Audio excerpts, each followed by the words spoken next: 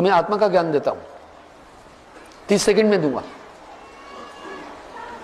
पर तुम नहीं ले पाओगे। आपको भी बोल रहा हूं, आप भी सुना आत्मज्ञान। अष्टावक्र ने किस तरह राजा जनक को आत्मा का ज्ञान दिया था, सुने। कहा, हे जनक, तुझे आत्मा का ज्ञान दूंगा मैं पल में, सुन।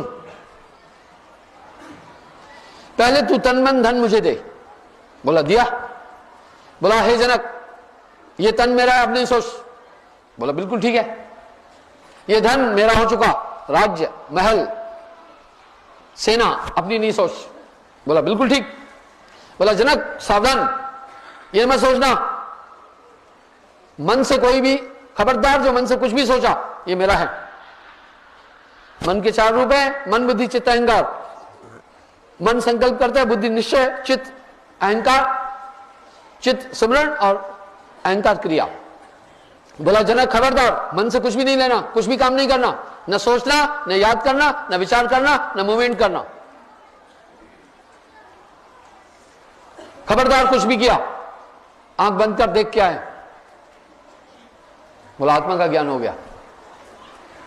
भाइयों, राजा जनक को अष्टावक्र ने आत्मा ऐसे निकाल कर नहीं दिखाई। देख जनक, ये आत्मा है, उसका कोई दृष्टा नहीं।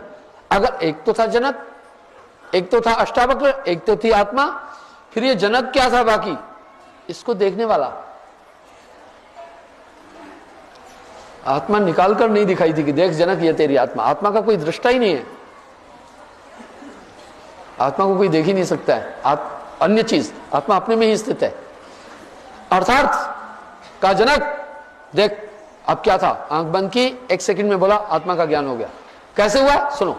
मन, बुद्धि, चित्त, अहंकार की प्रक्रिया को रोकने के बाद, जब इनकी कोई भी मूवमेंट नहीं होती है, उसके बाद जो बैलेंस रहा वही आत्मा है। न वो भारी है, न हल्का है, न स्त्री है, न पुरुष है। इसलिए सभी एकाग्रता एकाग्रता एकाग्रता बोलते हैं, एकाग्र नहीं हो पाते। कहीं ना कहीं इनकी खटपट खटपट शुरू होती रहती है, ठीक है। कहीं मन की, कहीं बुद्धि की, कहीं चित्त की। जनक पात्र था, इसलिए उसने न मन को इच्छा करने दी, न बुद्धि को इच्छा करने दी, विचार करने दिया, न चित्त को स्मरण करने दिया, न अहंकार को एक्टिविटी करने दी। इसलिए जो एक, इस सबके बाद जो अभीष्ट बचा वो आत्मा है। मैं कहा यह है आत्मज्ञान, मैंने तुझे 30 सेकंड में दिया, पर मुझे उम्मीद है तू नहीं ले पाया होगा।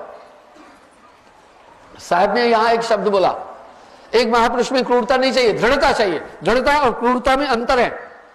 वो डेडिकेट होता है, पर वो अहंकारी नहीं होता है, वो हिंसक नहीं होता है। उसकी मजबूती किसी की जान निकालने के लिए नहीं होती है। एक महात्मा की दृढ़ता उसके सिद्धांत और मन को निग्रह करने के लिए होती है।